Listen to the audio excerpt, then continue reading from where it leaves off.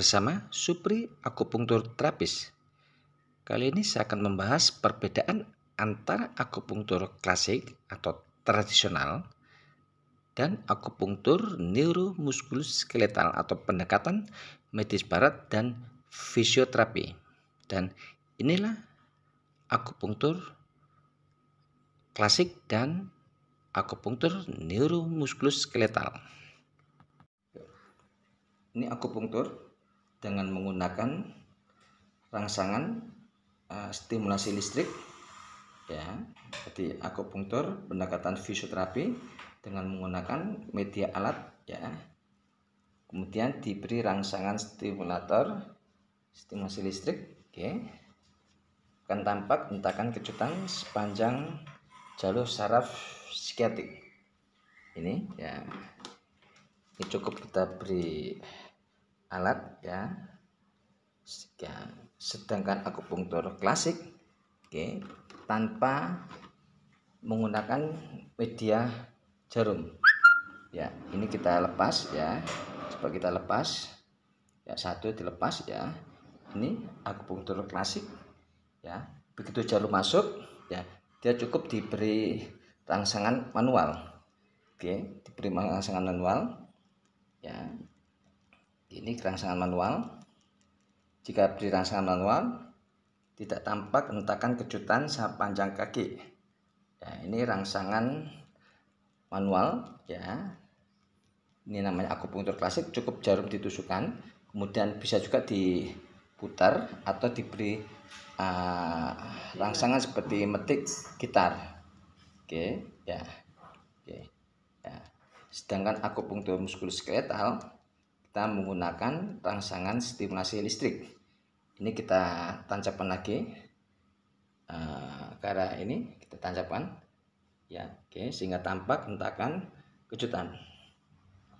Oke, ya, ini juga kita aliri rangsangan kejut, oke, tampak hentakan kejutan sepanjang jalur, ya, oke. Jadi ada perbedaan antara akupunktur klasik itu akupunktur pendekatan tradisional tanpa menggunakan stimulasi listrik, rangsangan listrik, ya, tapi menggunakan putaran, sentilan, ya. Sedangkan akupunktur pendekatan fisioterapi, jadi akupunktur muskuloskeletal, harus menggunakan media stimulasi listrik untuk merangsang otot saraf, sama seperti tampak ini, ya, tampak, ya. Sehingga akupunktur pendekatan fisioterapi muskuloskeletal dengan menggunakan media alat stimulasi listrik, ya. Ini alat stimulasi listrik, ya, sangat efektif untuk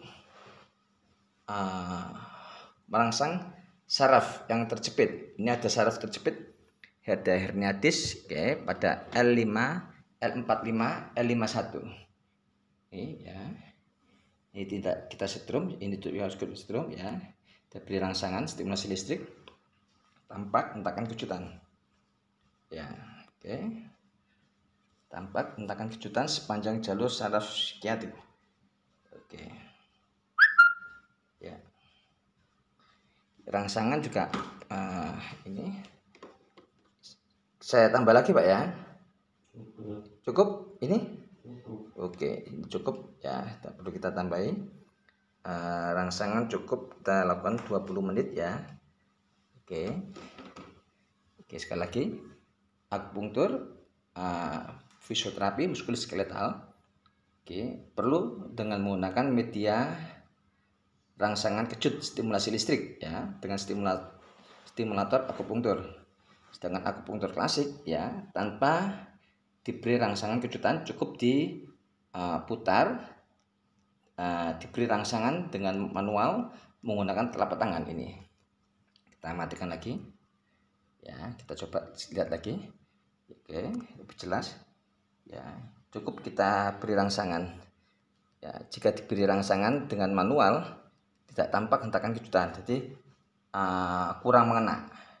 Jadi harus digunakan, kita menggunakan rangsangan kejut stimulator, Oke, tekan tampak, tekan kejutan.